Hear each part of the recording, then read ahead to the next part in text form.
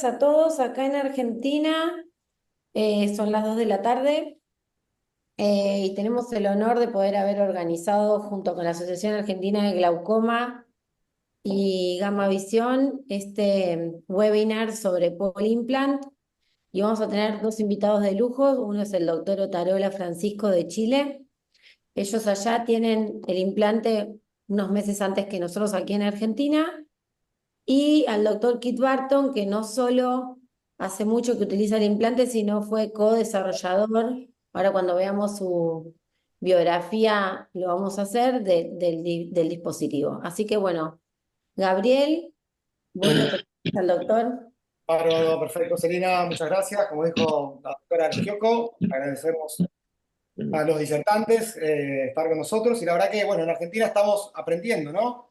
Con la experiencia del implante POL, estamos todos muy entusiasmados, pero bueno, está muy bueno escuchar a los que ya tienen experiencias de mucho más que nosotros, ¿sí? Como es el doctor Francisco Tarola en Chile, que tiene una vasta experiencia y nos va a contar un poco en esta charla justamente su experiencia con el implante POL. Contamos un poquito su currículum, es lógicamente médico oftalmólogo, su especialista en glaucoma, profesor adjunto de oftalmología en la Universidad de la Frontera, Temuco, ¿sí? En Chile. Tiene realizado un fellowship internacional de glaucoma en la Universidad de California y otro fellowship, ¿sí? También de glaucoma en el Moorfield Eye Hospital en Reino Unido.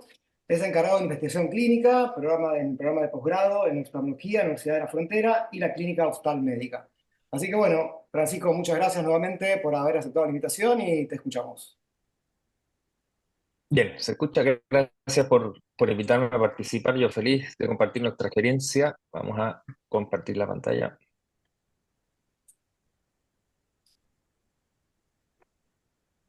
Ahí se ve. Se ve, ¿cierto? Todavía no. ¿No? I can see it. No se ve algo, ¿no? No todavía. Ahora sí, ahora sí. Ahí sí. Sí, sí, perfecto.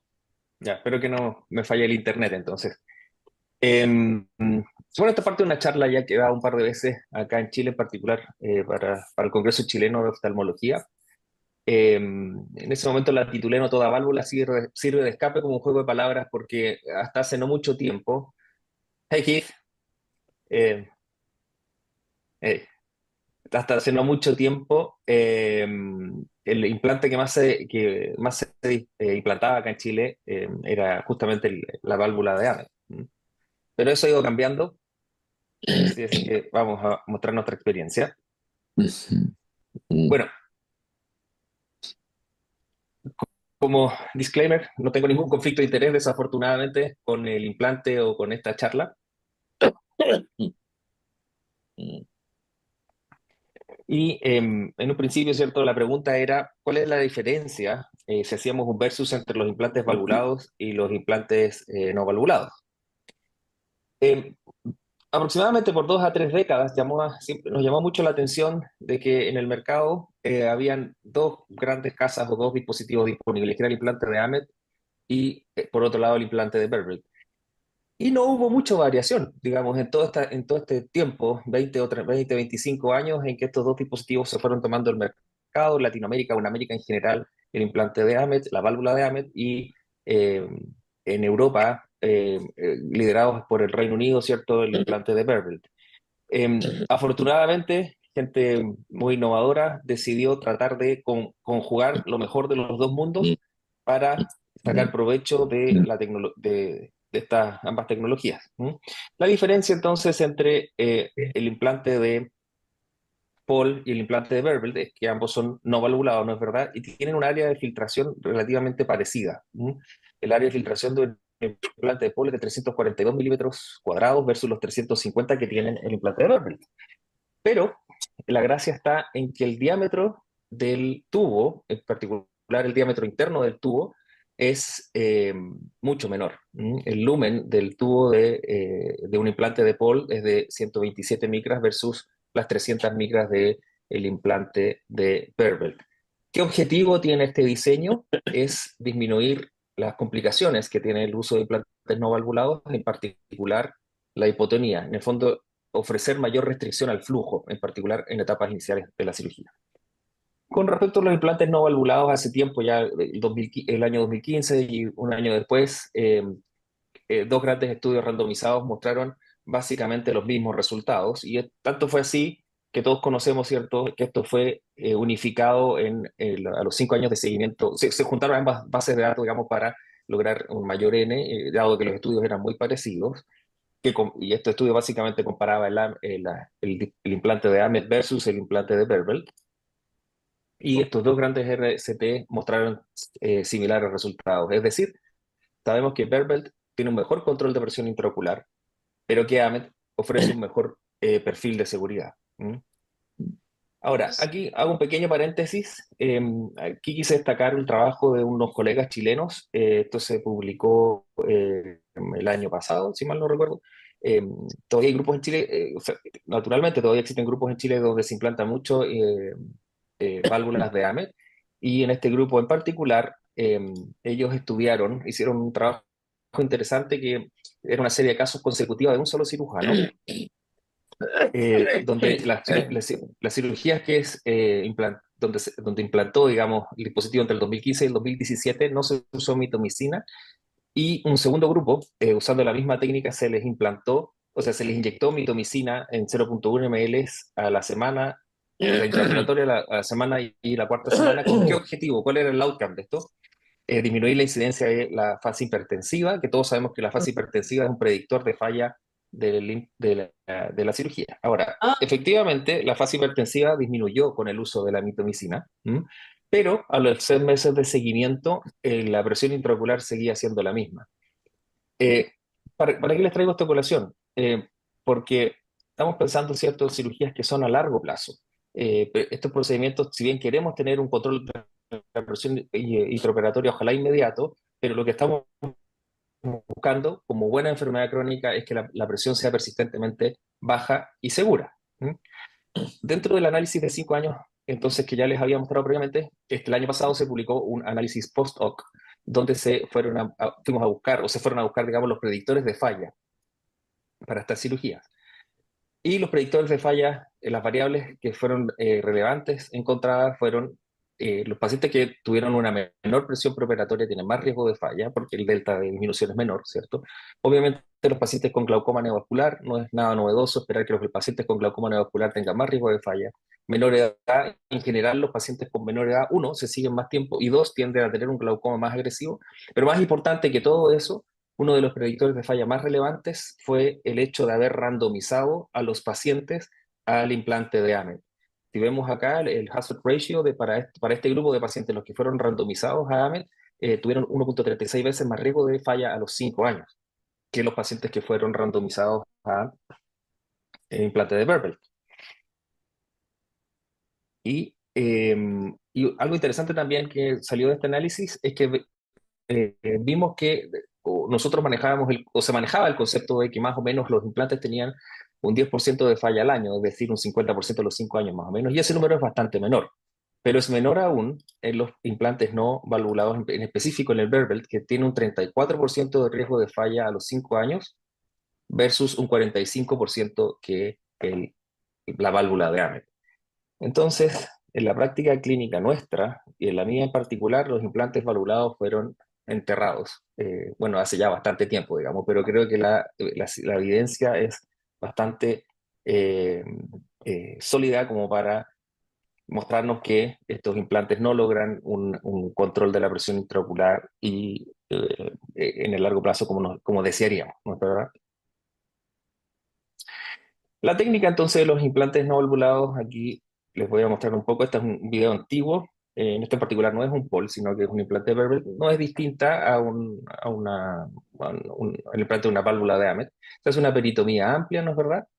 En este caso, sorpresa, nos encontramos con que el paciente presentaba una banda, porque había sido sometido a cirugía de retina años atrás. Pero la banda no es ninguna dificultad para el implante, para la cirugía de un implante no valvulado. De hecho, en este caso, el dispositivo fue implantado sobre la banda.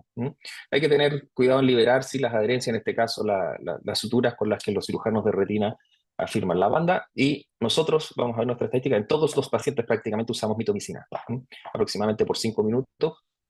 Lavamos la mitomicina con más o menos 20 cc. Y lo que les quiero mostrar entonces es cómo sigue el implante de Paul. Si ustedes se fijan, tiene un área grande, es un poco más largo de fondo. En todos los casos implantamos o ponemos una restricción al flujo, que en este caso es un PROLEN 6.0. Aislamos bien los músculos y luego es bastante sencillo. El material del implante es bastante sencillo de manipular. En general hacemos un túnel paralelo al iris con una aguja de 25G, y esta es la parte más importante de la cirugía. Todos los pacientes nosotros tenemos que evaluar la presencia de flujo. Si no miramos flujo y pensamos que se va a comportar como un AMEL, que lo implantamos y directamente va a drenar, es cuando nos encontramos con complicaciones. Entonces hay que detenerse a buscar el flujo. Algunas modificaciones que hemos hecho a la técnica, dado que tenemos que restringir el flujo con una sutura, es, por ejemplo, dejar el PROLEN 6.0 escondido en un bolsillo en la córnea, que es muy sencillo. La aguja se ve grande, pero la verdad es que no es nada muy complejo, y de esa forma nos evitamos en el postoperatorio tener que hacer una peritomía o llevar al paciente al quirófano para retirar el PROLEN.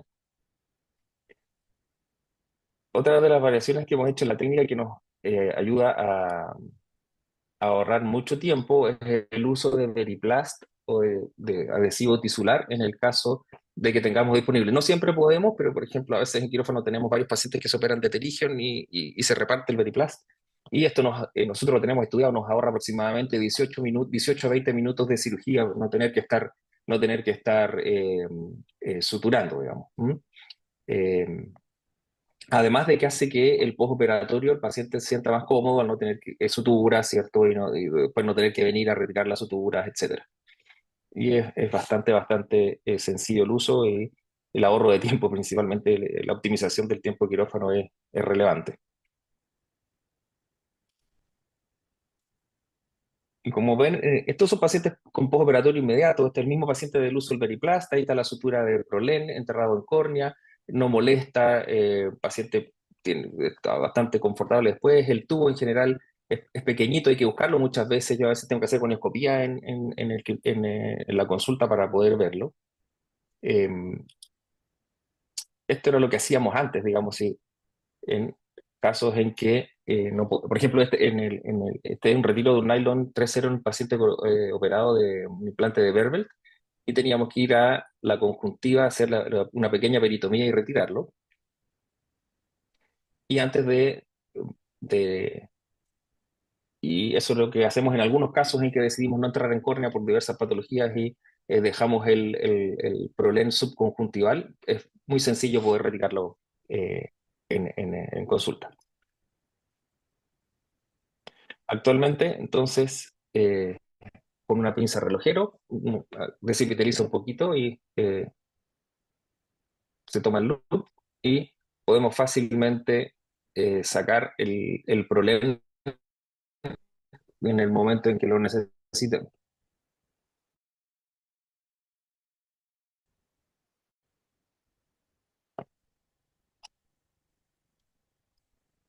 Bueno, esto es el grupo más grande, digamos, el grupo que escribió Paul en Singapur. Voy a apurar aquí un poco porque bueno, estos son el paper que publicaron hace 2 años con su seguimiento hace 2 años, pero recientemente en julio, el mes pasado, ya nos compartieron con la comunidad científica, ¿no es verdad?, el análisis que ellos tienen con 3 años de seguimiento, que al menos en cuanto a la literatura, es el grupo más grande de seguimiento que se ha publicado.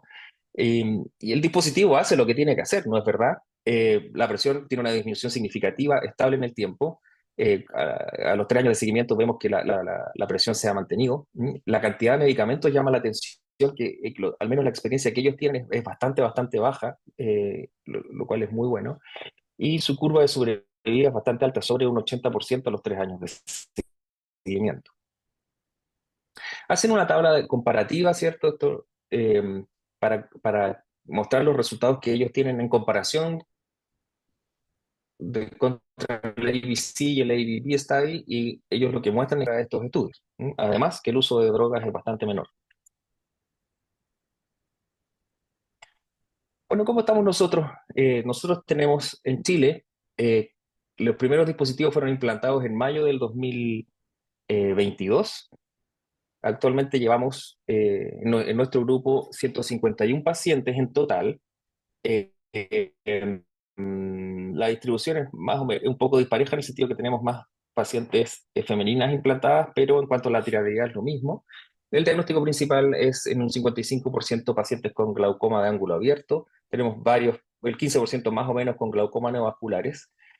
Revisando para esta presentación me llama la atención los escasos números de pacientes con glaucoma pseudoexfoliativo. Yo creo que están algunos agregados donde dice otros, porque tenemos hartos pacientes con glaucoma por pseudoexfoliación, especialmente en el sur de Chile. El número de drogas previo a la cirugía era más o menos 3.5 drogas, y no, en un porcentaje no menor, aproximadamente el 10% de nuestras cirugías han sido combinadas con facomulsificación. Como les mencioné previamente, prácticamente el 97% de los pacientes la cirugía se usó mitomicina. Y el cuadrante de elección, en la gran mayoría de los casos, fue superotemporal. En algunos casos fue superonasal, dado que tenía algún implante, por ejemplo, un AMET, algún paciente en el cuadrante superotemporal. Por eso tuvo que implantarlo superonasal. Entonces, la presión inicial era más o menos 25.7 milímetros de mercurio. A los 6 meses de seguimiento, que ya llevamos prácticamente 80 ojos, tenemos una disminución significativa sobre el 50%, con 13.27 milímetros de mercurio. Llevamos casi 40 ojos ya seguidos un año. La presión intraocular es muy buena, más o menos 11 milímetros de mercurio. Y en cuanto a las drogas que se están utilizando, esto ha tenido una caída significativa, pero no tan significativa como el grupo de Singapur.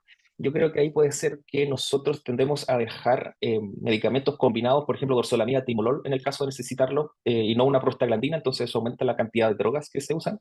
Eh, Más o menos usando a los 6 meses 1.21 drogas, ¿cierto? Y a los 12 meses una droga. Y en cuanto a nuestra sobrevida, es bastante alta, similar al grupo de Singapur. Y las medidas para hacer el cálculo de la curva de sobrevida Kaplan-Meier fueron las que se ocupan siempre, ¿cierto? Con una falla definida como la presión mayor de 18 milímetros de mercurio, menor de 6, reoperación, retiro del implante o pérdida de agudeza visual, pérdida de la percepción de luz. En cuanto a las complicaciones, bueno, aquí Keith es el experto y nos va a mostrar su experiencia. Yo solo quise mostrarles levemente algunas cosas que nos han pasado. En la tabla que aquí diseñé, no es que el retiro del Plonen sea una complicación, sino que en general las complicaciones que hemos tenido han sido post-retiro de Plonen, porque la principal ha sido hipotonía. Al seguimiento de los 6 meses, que son casi 80 ojos, al 65% de los pacientes le hemos retirado el Plonen.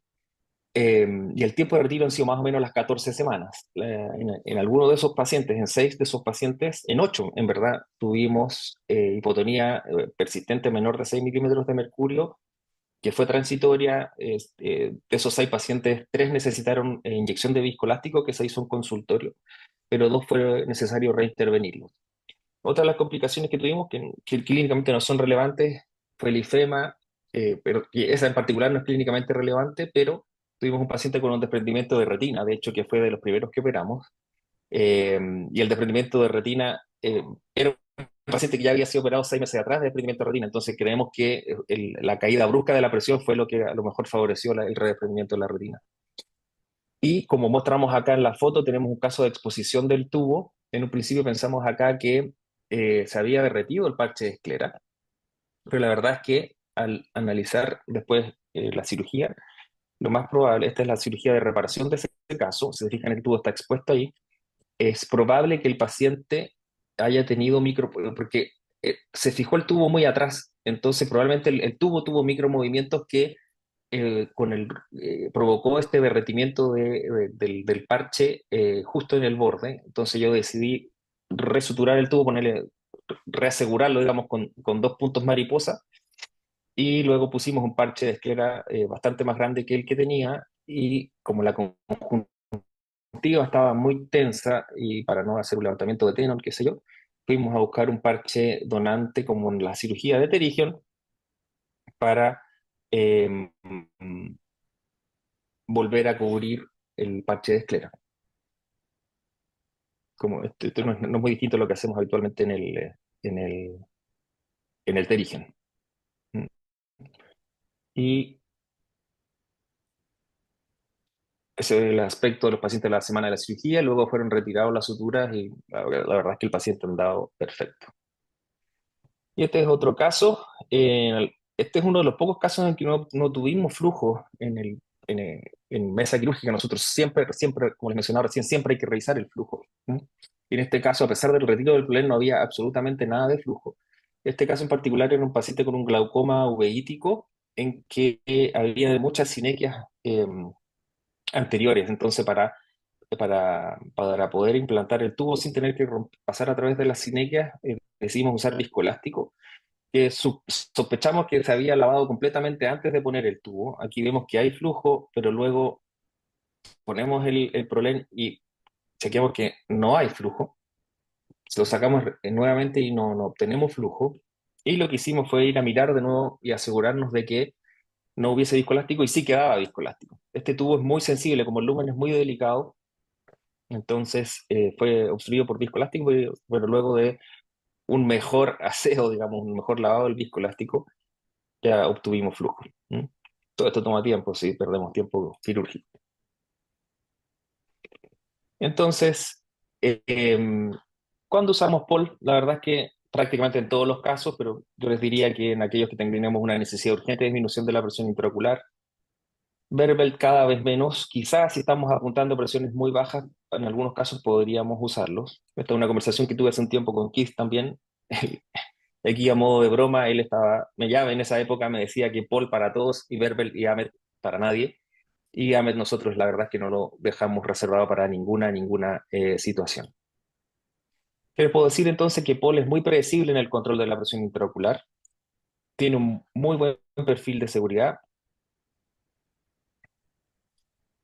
muestra resultados similares, si es que no mejores, a los que conocemos ya del dispositivo de Verbel. Así que eso es lo que lo quería mostrar hoy día. Muchas gracias.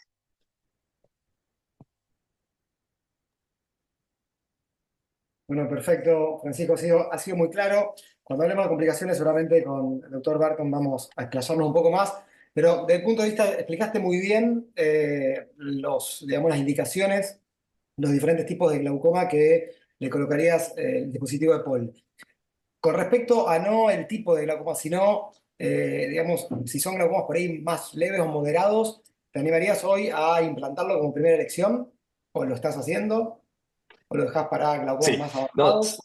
sí, no, de hecho, cada vez más la flecha o la indicación se ha corrido cada vez a glaucomas más moderados e incluso leves. ¿Mm? En particular, me toca ser parte de mi práctica clínica en un lugar donde hay gente que viaja a veces 200 o 300 kilómetros para atenderse. ¿Mm? Pacientes, y que tienen poco acceso, digamos, por tiempo y por distancia a la atención. Y en esos pacientes en que uno quizás podría hacer una cirugía trabeculectomía, tú piensas, "Pucha, voy a tener que traer al paciente todas las semanas para estar controlando cómo anda la trabeculectomía, qué sé yo". No, implante de polvo. Porque ya conocemos cómo funciona, es muy predecible, sabemos cuándo tenemos que controlar al paciente, cuándo vamos a tener que retirar la sutura. Se usa menos botas, menos controles, etcétera. Entonces, cada vez nos hemos desplazado hacia hacerlo a pacientes con glaucomas más moderados, incluso glaucomas leves. ¿Mm? Una preguntita que pregunta un colega mientras tratamos de solucionar esto. Mientras. ¿En qué casos sacarías del ProLN? Creo que indiscutiblemente porque no logramos la target que querríamos lograr con nuestros pacientes. ¿O tenés alguna otra respuesta para darnos?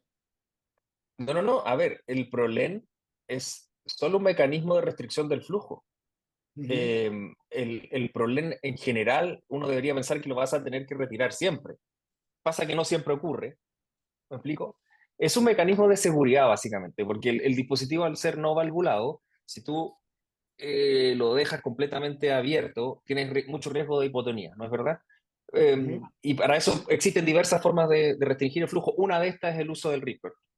Eh, Como vemos nuestro resultado, más o menos el 65% de las veces lo retiramos, pero en general uno está pensando en qué momento lo voy a retirar, en qué momento lo voy a retirar, en qué momento lo voy a retirar.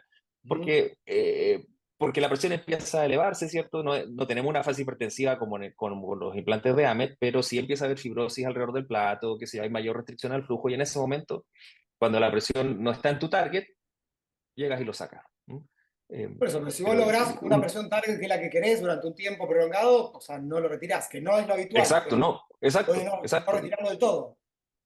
exacto, tal cual. Bien, bien, perfecto. Bueno, Selina, ¿vos querés hacer alguna otra pregunta o pasamos al doctor Barton? No, Acá pasemos, también, estoy ahí tratando también, Ah, de solucionar esto. ¿Hay algún tipo de- ¿Quién me pone que hay mucha gente en el waiting room? Pero lo tiene que admitir él. You have to admit them, kid, please, because they can change you as a co-host. Please, sorry. Celina, ahora están entrando. Perfecto, muchas gracias. yo admití, porque también no había visto, pero ahí me dejó, bueno, Ah, si vos admití como como, estás como coanfitrión, admití a todos los que veas, por sí, favor. sí. Este, perdón, chicos, estaba distraída con eso. no, ¿Hay algún paciente en el que vos digas, por ejemplo, no sé, pacientes que sean con glaucomas neovasculares muy terribles, con mucha sinequia, con mucha neovascularización, inflamados, todo que vos decidas no poner una POL, o si pones una POL, la pones en espacio, o sea, en el sulcus, o lo pones siempre en cámara anterior? Esa es una muy buena pregunta porque no sé si es correcta la frase, pero está bastante en boga discutir dónde dejas el tubo, si lo dejas al surco o si lo dejas en cámara anterior. La verdad es que en nuestra experiencia, especialmente con el implante de Paul, dejándolo lo más paralelo al iris y muy alejado de la córnea, nunca hemos tenido ninguna descompensación, no solo en Paul, sino que tampoco con Verbet. ¿Mm? Ahora, con respecto a lo del glaucoma neovascular, yo creo que lo que uno más se tiene que fijar ahí es la duración y qué tan isquémico es el glaucoma neovascular. Porque si es un glaucoma muy isquémico, vas a tener mucho riesgo de hipotonía. Y por lo tanto, por ejemplo, no usaría mitomicina. ¿Mm? Y dejaría o sea, aparte de chequear bien que el flujo sea lo más bajo posible, a lo mejor también ligar alrededor del tubo para restringirlo algunas semanas, eh, dejando algo de flujo, pero restringirlo un poco para no tener, porque tiene más riesgo de hipotonía si ese glaucoma es muy, muy, muy isquémico, ¿te fijas?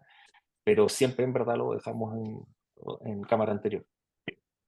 igual vos dijiste que mitomicina usás en el 100% de los casos, ¿no? No, 97%. En algunos casos, por ejemplo, como descubría Celina, describió, o sea, algunos de los casos que no lo usamos fue, en nuestra serie justamente son glaucoma neovascular, un glaucoma neovascular que era muy isquémico, y paciente con un glaucoma ovítico también de larga data, que también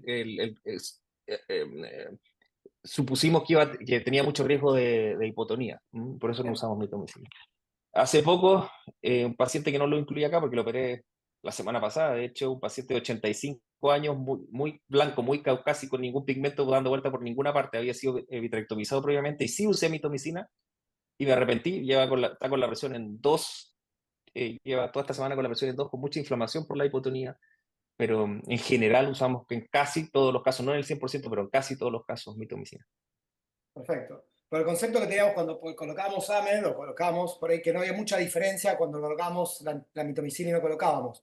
En el caso Bueno, es que de está este estudio hace larga data, ¿cierto?, Claro. de Vital Costa, que él mostraba que el uso de la mitomicina no tenía un beneficio estadísticamente significativo, pero clínicamente sí lo vemos. Lo que pasa es que volver a hacer un estudio así, metodológicamente es muy difícil, porque la magnitud de diferencia que estás buscando es muy poca, entonces necesitas un N muy grande. ¿Y quién te va a financiar? La compañía que busca mitomicina no te va a financiar el estudio, entonces finalmente termina siendo práctica clínica, ¿no? Es la experiencia de cada centro. Sí, claro. Bueno, Bien. también nosotros o sea, Argentina es un país muy acostumbrado a lo que es AMED, mucho más que Verbel, no es como Chile. En Chile la escuela de Verbel era más importante. Nosotros usamos mucho AMED por mucho tiempo. Y la verdad que los tubos más gruesos, como son los de AMED o de Berber, yo preferí siempre, si el paciente era pseudofáquico, ponerlos en sulcus. Pero bueno, por la turbulencia que se genera, por un montón por las células endoteliales que ya están perdidas por ahí en pacientes que tienen glaucomas de larga data, ¿no? Pero bueno, con este tubo, por eso te hice la pregunta a propósito, ¿qué es lo que ustedes deciden hacer ahora con Paul, teniendo otro diámetro Sí, completamente es diferente? es muy distinto. El diámetro es mucho, mucho menor. Mm. Bueno, gracias, así le damos tiempo a... Después igual si surgen más preguntas las hacemos después de que termine Kit, pero I'm going to introduce Kit Barton. Hi Kit, thank you for Hi. being here with us. And Dr. Kit Barton es especialista en glaucoma en el Murphy Eye Hospital, profesor de oftalmología de la University College of London. Es pionero en tratamientos quirúrgicos para glaucomas avanzados y complejos, incluyendo técnicas mínimamente invasivas. Es co-desarrollador o fue co-desarrollador del implante de Paul y perfeccionó varias de las técnicas de implantación de dispositivos de drenaje. Ocupó muchos roles de liderazgo como editor en jefe de la revista British Journal of Ophthalmology. Fue presidente de Glaucoma Day UK. Fundó ERS, Glaucoma Day, el Simposio Internacional de Glaucoma de Murphy y los foros de futuros en la oftalmología. Recibió una medalla de Charamis en el 2016 y el Premio Académico Internacional en el 2024. Fue votado como una de las personas más influyentes en la oftalmología a nivel mundial varias veces, así que es un honor tenerlo con nosotros para que él nos pueda contar toda su experiencia y sobre todo en las complicaciones que todos nosotros podemos llegar a tener algún día, que él nos muestre sus complicaciones y sobre todo cómo las logró solucionar. Bueno, hi Kit, it's all yours. Okay, thanks. Selena, thank you very much. I've no idea what Francisco said, but it was quite a cool font he had. The only thing I could understand was the WhatsApp chat. When was that? I don't even remember it. I think that was probably a year ago. Yeah. Yeah.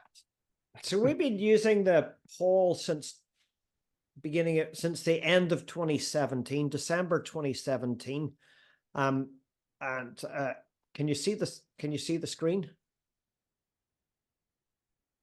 And I've got a financial interest in that. I co-designed the Paul. And you've seen, quite a lot from Francisco already, so you kind of know what the Paul is. And Selena's asked me to talk about any kind of challenges with insertion and challenges post-operatively. I know Francisco's actually done some of this already, but hopefully it'll be kind of reinforcement or produce a slightly different perspective. The plate in general, when I think that when you're putting in tubes, you can you got to get the plate in the right place and the tube in the right place. And I think I see a lot of plates that are all scarred up or eroded, and it's because they're too anterior. So you do have to aim to get the plate quite far back. And the Paul goes in pretty much the same as the Barvelt. The plate dimensions are slightly different. It's a millimeter more front to back and less to the sides. I tend to use these traction sutures so that I can see the plate when it's in, so that I can get it. Oops, gone past it. Sorry. I tend to put in those traction sutures so I can get the plate in and get the sutures very, very tight without them getting stuck in tenons and getting loose or having it too far forward. So these facilitate access, prolapse the eye a little bit, make it easier to suture the plate and stop eyelashes from getting into the plate as well and contaminating it. So that's just one little quirk of mine that I like to do for better exposure. And so occasionally I use 2 traction sutures as well if access is difficult. And I secure the plate using 2 ninoprolines. I tend to do them in this diagonal fashion. This stops the plate from moving from side to side as well as from front to back. And you do this by putting them in circumferentially, going away from the tube, back through the hole.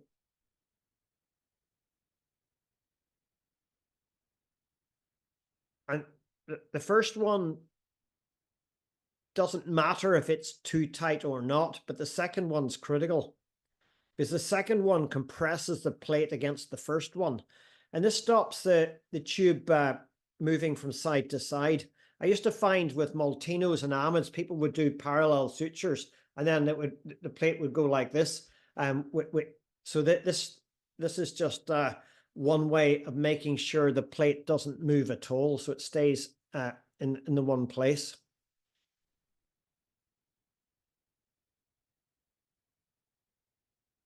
And I think preventing micro movement is quite important. I trim the hole tubes a little bit longer than I used to do with Amids and Barvelts. It's a smaller tube. It occludes with iris a little bit more easily than the bigger tubes. And I usually keep it very close to iris. So I leave it a little longer because it's the peripheral iris that's more likely to occlude the tube. I place it at 12 o'clock or 6 o'clock if it's inferiorly to maximize lid coverage. You can see this patient's got a prior trabeculectomy. Use a 25 gauge needle stab about 1 millimeter behind the limbus, but flat on iris, just in front of the iris, so that it's not anywhere near the corneal endothelium. This one's got quite thin sclera as well. That's not limbus. That's actually thin sclera near the limbus. And keep it flat on the iris.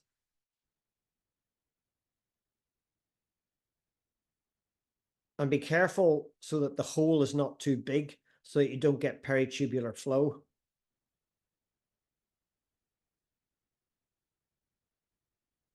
This oblique entry site means that you're maximizing eyelid coverage, but it means also if the tube retracts and you need to move it at some point, you can move it more radially and get extra length, which is quite handy if you ever have to reposition.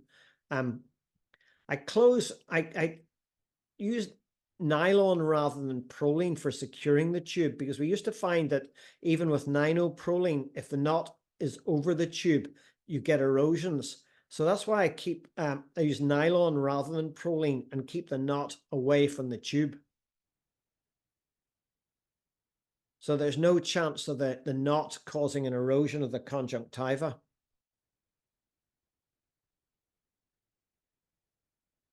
And we bury the knots as well, but the important thing is not to have the knot sitting on top of the tube, because that promotes erosion.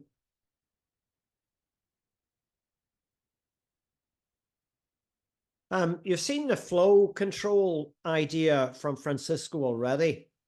And in general, you want some kind of droplet out the back. That's adequate, that's okay. If I don't see anything coming out the back, then I worry that the pressure is going to be too high. If it comes out too quickly, then the pressure might be too low. So it's a balance. This little well makes it easier to see because you can see it filling up. But you want a little droplet coming out the back to be sure that you're not going to get a high pressure post-operatively.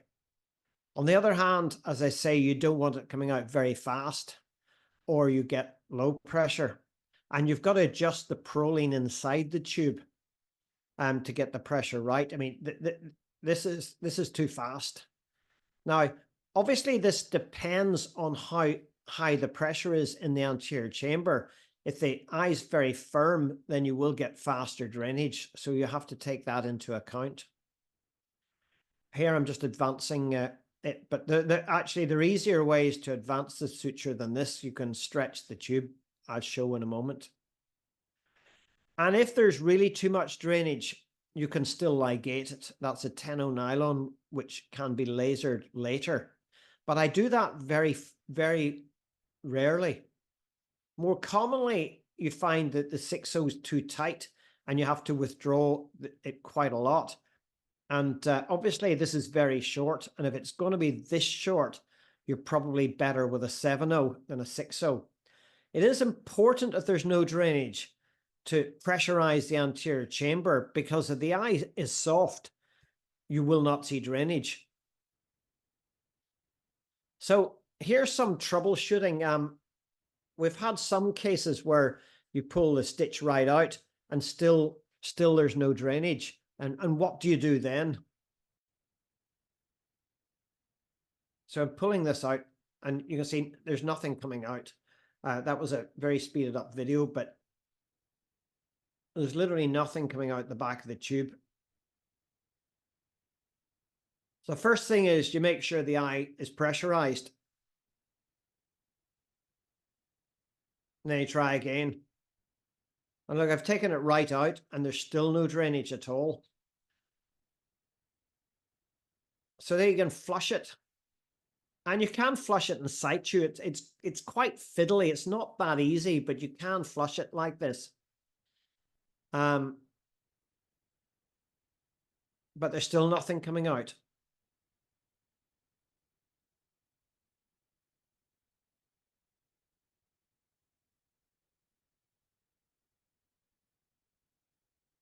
Flush again.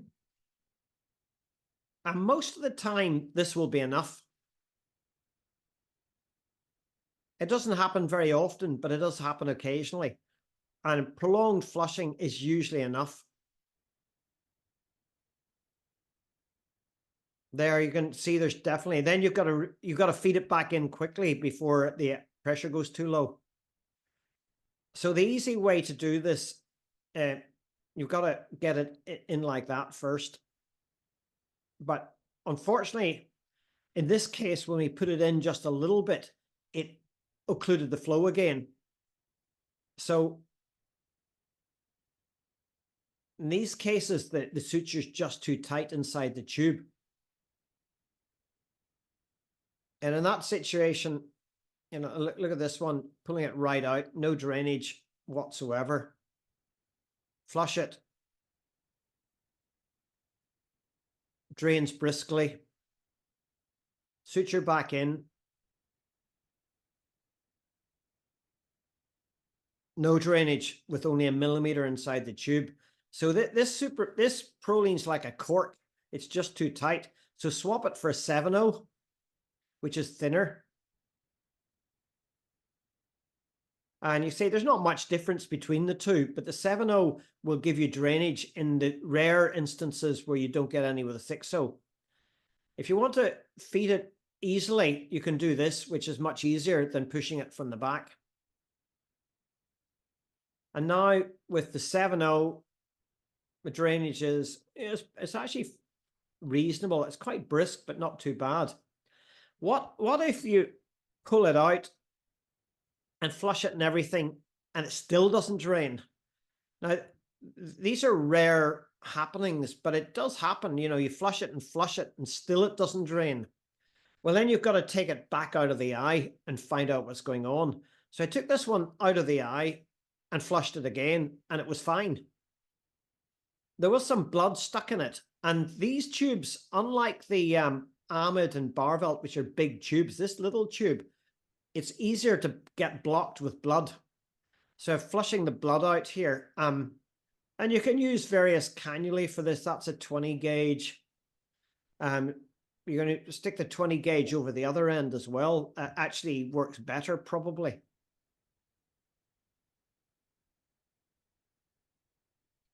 You don't have to use the 30 gauge from at the back. This is actually probably a more effective way of flushing than the regular way from the back. That's a 21 gauge.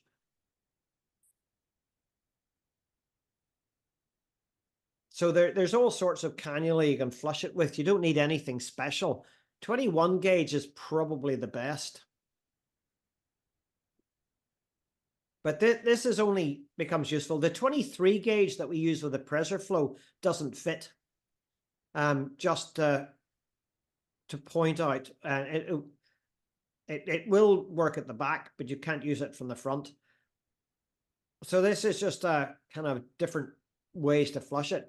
So in this particular case, where I pulled everything out and flushed it and it was fine, and then put it back in a wooden drain, it seems that the entry site was too tight. So it's nothing to do with the tube. It was just a tight entry site squeezing the tube. So what you have to do in this situation is unusual, but you have to widen the entry site slightly. Here I'm stretching it with a cannula.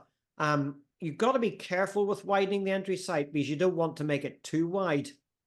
Otherwise you get peritubular leakage. But with that, I just stretched it with a cannula, put the 7.0 Prolene back in, and everything was fine. I mean, this is frustrating when it happens, but you know, there's pretty much always a solution.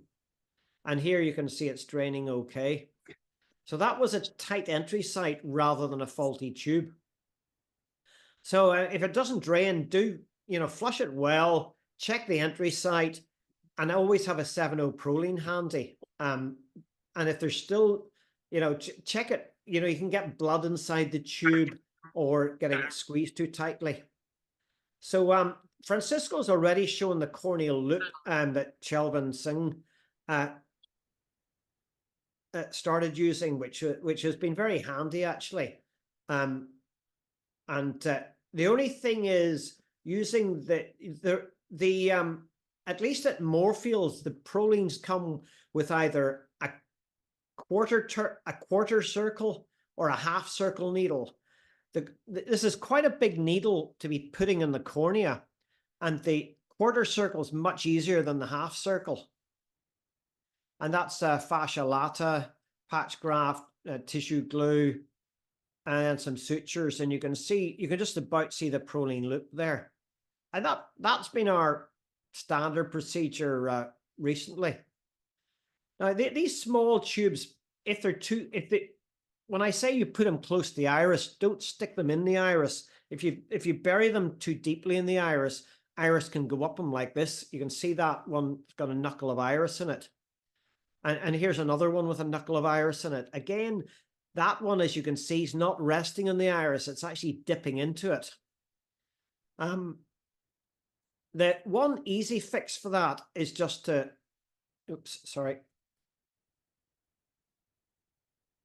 go play. Yeah, okay. One easy fix for that is to flick it out with a needle at the slit lamp. Now, that, if your patient appears and the pressure is 40, instead of putting them on Diamox, you flick it out and you can get the pressure down. Now, you can see this patient's got a really dense cataract. So taking the cataract out is probably going to deepen the anterior chamber and stop the tube blocking again.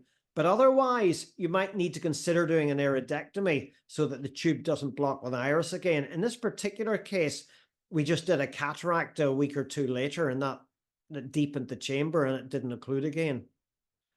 I think this was a pseudophakic patient who actually had no visible vitreous, but managed to get vitreous in the tube afterwards. And this does happen. Obviously, people will try yagging this, but remember, if you yag it, you're not pulling the vitreous out of the tube. You need to actually pull the vitreous out of the tube, not just cut the vitreous. And if you yag it and the vitreous is free, it might go up the tube further. So you don't really want that. This was a patient that got a pressure of 40 in the first few days after surgery. And it was simply a little blood clot inside the tube that after a few days went away again. The pressure came down to 5. So if you got to just check for blood clots, happens occasionally. If the pressure is high, beware, the blood clot will disappear in a few days and the pressure will go down. This is a case of an idiot, really, who put the tube in the sulcus without making a PI. Now, this was not a PGI. This was a Molteno 3.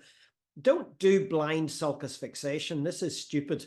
And you can see that the iris has sucked up the tube and the And you could see in the ultrasound a minute ago, but this Multino 3 was also far too close to limbus. So it's encapsulated, it was close to limbus. We weren't sure if it was just the iris up it or whether it was failing anyway. It's only 3 millimeters from the limbus. This is lousy surgery. There's really no other explanation. But it's interesting, when we did the PI, you never know what you're going to find. This patient had got prominent Sommering's ring pushing the tube into the iris. So you don't want to do blind sulcus fixation. Do an iridectomy. Iridectomies are easy if you use vitrectomy, forceps, and scissors. You can see where the tube is and do the iridectomy right over it.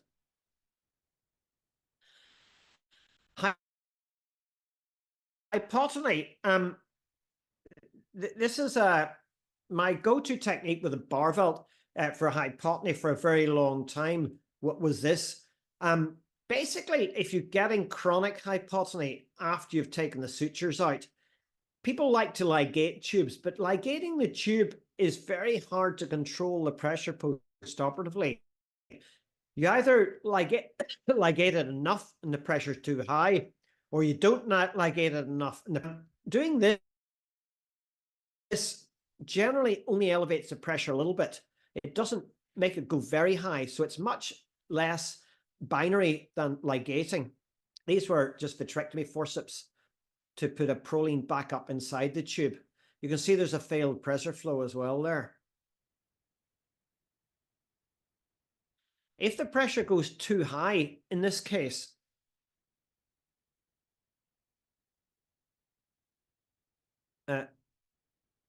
as did later, I mean, I've rarely had to do this, but occasionally you need to take it back out again or shorten it. It's actually very easy to do. In this case, the pressure was just a bit too high, so I wanted to shorten the length of the suture inside the tube. The easiest way to do that is just to pull the tube and let go again, and then the end sticks out. People agonize or worry over, oh, I can't get it, I need to leave it sticking out, or I can't do it. All you have to do is stretch the tube and the end will stick out, and then you can pull it. It's very easy. And then what I did in this case was take it back out a bit.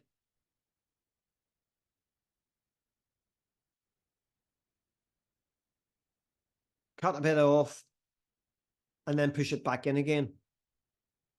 And this, the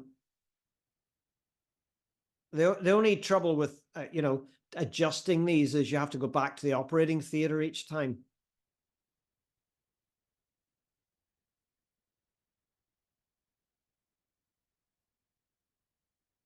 So that's an easy way to fix hypotony, and it is adjustable. It's just frustrating that each time you require an operation. Retraction. Well, if a pole retracts, there's not much you can do. Oh, that's actually a Barvelt. I need to so with a Barvelt, if a Barvelt caused a problem like that hole, you can always stick it in the end of a PreserFlow, and that's an easy fix. We use PreserFlows regularly to extend Barvelts or to extend an amide if you're stuck. You can see this isn't particularly difficult. But if you have to extend a pole, what do? That was a Barvelt that someone had made a hole in and it was getting hypotony. So you're extending a retracted pole. It's a different situation. So you could just move the whole plate, but obviously that's a very, very big operation. The Barvelt's a bit bigger than a pole, and what you can do is chop off a bit of a Barvelt and push it on. Now this is a very tight fit, because and I was actually worried when I was doing this that this is why I used the Vision Blue, because I thought the Barvelt might just occlude the pole completely, because the pole's very the bar velt's very, very tight in this, but I put the bar velt over the pole, stuck it back in the eye. I've only ever had to do this once. So it's not something you're probably going to have to do, hopefully. But if you're stuck, if you've got a retracted pole and you don't really want to move the plate or take it all out, this is one way to fix it.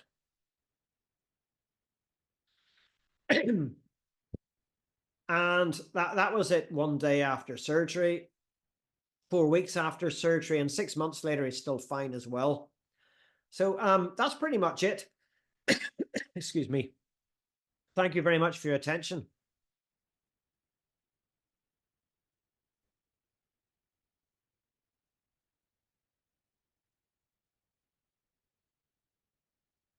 Okay. Okay, thank you, Kit. You are really good speaking slowly. Wonderful. Well, you know what? Because the videos are designed to be slow. Yeah. So they don't have to rush through them. So then you can speak slow. Yes, But thank you. most of the time people tell me, like, we want you to talk about tube complications in 8 minutes. And like, either they don't really want to know about tube complications, or they want me to talk very fast. No, and you speak very fast. It's a huge effort for you to speak You have slowly. to come to Northern Ireland and meet my plumber. Oh yeah, I can't imagine. or the guy that does my building work, or my gardener. You should come and talk to them. Dr. Martin, a question. How are you? Have Hi. you had cases? Hi. Have you had cases with diplopia with the pole implant? Yeah, we had cases with the bar velt as well. It's frustrating because the TVT study wasn't able to show any predictive factors. It just didn't seem to be related to pre-op motility issues or anything. You just don't know. I'm convinced over the years, from just going back and looking in some cases, that it's nothing to do with the muscles. Everyone assumes it's because of the plate under the muscle. When I've gone back in, it's either been very tight orbit, shallow orbit, or a lot of adhesions. It seems to be those sorts of things, because I've gone in assuming, the plate's pulling the muscle or something, and you go in and the muscles are fine. But I found that sometimes the orbit's really tight and you've got a bulky plate in a tight orbit. And I think that, or the patient develops a lot of adhesions over the plate. So those seem to be the factors that have the most influence, as far as I can see. So it's not depending on the pole implant. So it's depending on the orbita or the eye of the Yeah, well, patient. it is. It's the implant. The implant's a space occupying thing in a tight orbit. So if you didn't have the implant, the orbit wouldn't be so tight. The bar velt, although it's a wider implant, is slightly thinner, I think. So that probably, but we get diplopia with both. Fortunately, it's not that common. Unfortunately, the patients with prisms, if they put prism in their glasses, something like that. Let's put it this way. Over the years, the number of patients who've had a tube removed for diplopia is like 1 in 1,000 or something.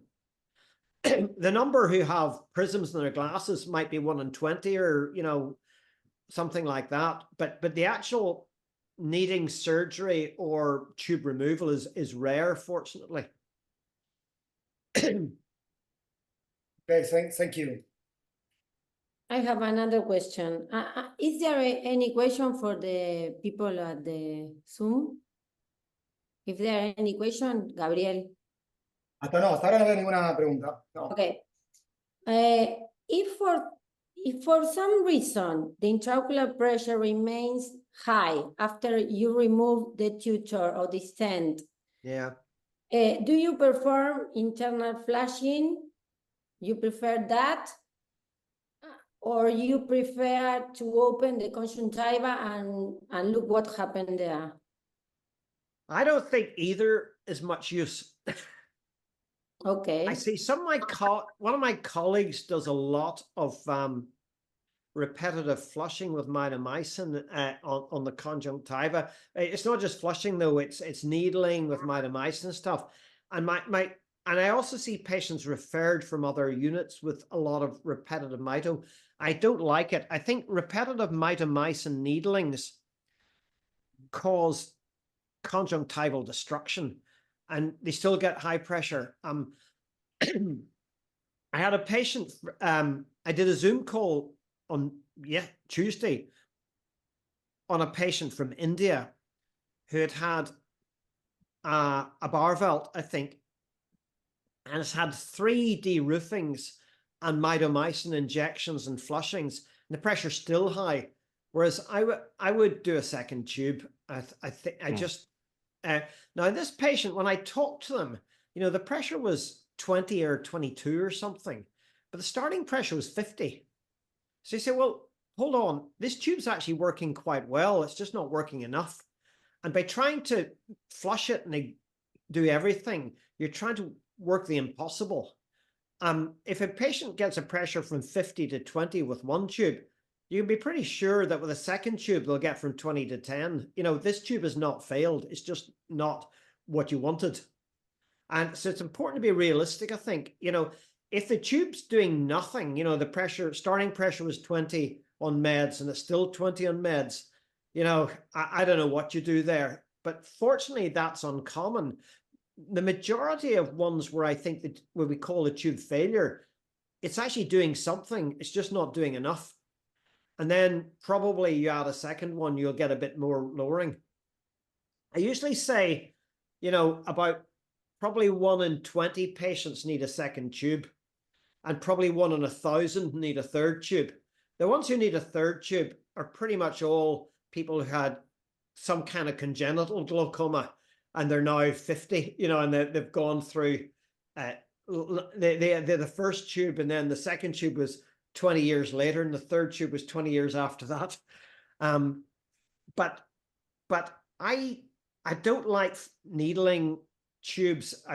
And deroofing them. I just find it's a lot of work for not much reward, and the conjunctiva ends up looking terrible. Perfect. Keith, can I ask you something? Yeah. Sure.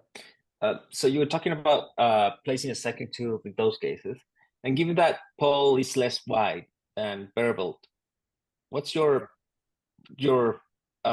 preferable quadrant for a second tube? Is it still infranasal? Would you consider putting supranasal? It's a very good question, because the Paul, I've not tried, with a Barvelt, you really had to go 180 degrees away, because if you do them in adjacent quadrants, they bang against each other. Exactly. The Paul, probably not. I've still been going 180 degrees away. I'm tempted to go infrotemporally because it's a better quadrant. Infrotemporal's got more space. Infranasal's nasal quadrants are always quite tight. Temporal quadrants much less tight. So maybe I should go infrotemporally, but I haven't been. Okay. And when you try to flash in a tube when it's not working, which is the case that you if there's something stuck in it. So if you get one where there's been some vitreous, if you've had to do, that case where you take the vitreous out, I've seen one where I did that. Next day, the pressure was 35. So it must have been some vitreous stuck up the tube. So then you flush it, I think otherwise, I don't know that flushing does anything. I think it's wishful thinking. Dr. Barton, there is a question from a colleague in the chat that he asks that last week he placed a Paul implant and he has IOP 5 and has a choroidal detachment. So he asked you how can he manage this situation, or what's your experience about it? Oh, I think If he's got a choroidal detachment, the first thing is, you know, steroids and atropine. If he's really worried that the pressure is too low, you can inject viscoelastic, but you got to be careful, because if you inject viscoelastic whenever there's a proline suture inside the tube, the pressure will go very high. So yeah, so I typically will use Helon 5, but use a small amount, like 50 microliters, measured amount of Helon 5, maybe 50 microliters into the anterior chamber at the slit lamp, just enough to bring the pressure up slightly without driving it too high. The alternative is you just give atropine, steroids, and wait. And wait, sure. Yeah. Another there is question. another one. ¿Querés decir algo, Soldado? From Agustina. Compared to Ahmed, how does the hypertensive phase behave in Paul in terms of extension in time, drops requirement, or etc.? Well, we use a lot of mitomycin, so we don't get hypertensive phases. Exactly. I mean, I never got hypertensive phases with Barvelts either, because we're kind of, the one thing, although it's controversial whether mitomycin does a lot in the long term, one thing for sure is it does a lot in the short term. Because if you were to do a Barvelt or a Multino and ligate it in the traditional fashion, and the ligature dissolves at 5 weeks, if you've used mitomycin, the pressure will crash. If you haven't used mitomycin, it probably won't crash. It makes a big difference in the short term, and we really don't get a significant hypertensive phase. And I think, Francisco, you were kind of nodding the same thing there. Is that right? Exactly. We don't really have hypertensive phase. We use mitomycin probably, I mean, most of the patients, 97% of patients. And as you said, it's controversial if it really works in the long term, but it really helps in the short term. Which concentration do you use, Francisco, of mitomycin C? 0.5. We know use a lot. We use 0.5 milligrams per ml. About 3 minutes. Like in Murphy's. Yeah, like 3. It depends the case. Most patients we use 5 minutes. Some patients we reduce it to 3 minutes, but most of them get 0.5 minutes. Yeah, me too. Yeah, I mean, there's cases where I don't. For instance, today I had quite a severe neovascular in a diabetic. You know, one of the old style neovasculars, not the anti-VEGF type neovasculars. And you know, these very ischemic eyes with the mito, they can crash. You know, severe JIA, very bad chronic uveitis, I might not use mito. Although most of these cases, like the neovasculars and the JIA, who traditionally I wouldn't have used mito, nowadays are so much better treated that sometimes you still need mito. But the only exception really is I tend to go to 1 milligram per mil in the really high scarring cases. Those are typically, in my practice, young Nigerians, you know, the black patients who, you know, which you probably don't have so much of in Chile and Argentina. You probably get them a lot in Brazil, but the West African patients, you saw them in our clinics, Francisco. They scar like crazy. You know, my typical, I used to joke, my typical patient's a 40-year-old male Nigerian with 2 tubes in each eye, and the pressure's still 20 on full medication, but at least it's not 40. And these guys, Peng Ko has been using 1 milligram per mil of mito for 20 years, and I started using it a couple of years ago in these patients simply because it was either that or nothing, you know. I was going to ask you something. So did you check the 3 years results from the Singapore group? The paper that was published a month ago. I was surprised that they don't use mitomycin or any antifibrotic agent at all. No, they don't. Do you think is that because of a racial thing? They do get less scarring, or they say? just... I mean, I think it's because all the patients go home to Indonesia and they never see them again. That's an honest I don't question. know. Honest You know, answer. I don't know. They always said they had good results with Ahmed valves as well. You know, and Chelvin convinced me to do some Ahmed valves. And after she left, I took them all out and put in Barvelds. I know. She's very convincing. Oh, Chelvin, you can't say no to Chelvin. Exactly. Okay, another question. I ask both of you. What protocol post-operative do you use for implants? What drug do you do? How much? I do long do you 2 keep- hourly dexamethasone for about 2 weeks, then 4 times a day for 2 weeks, then twice a day for a month, and then once a day for a month. So I think the important thing, I don't think steroids are quite as critical with tubes as they are with trabs. Yeah. But I still would hit them quite hard to start with. Mm. Too Similar- early initially and then tail off. Yeah. And Yeah, antibiotics I mean, for 2 I don't weeks. use dexamethasone. I use prednisolone, but it's the same. Yeah. Very, very, very frequently the first week. Actually, some cases hourly for a week, Yeah. and then 2 hourly for a week, and then 4 times a day, 3 times a day, and then taper slowly. There's a tendency at how long do you use more fields to put people on steroids forever, you know, forget to stop them. I think, people don't get it. I think it's very important, like you say, Francisco, hit them hard to start with. But I don't think very long courses of steroids make much difference to tubes. It's different from traps because in traps we use very frequently for a month or even more.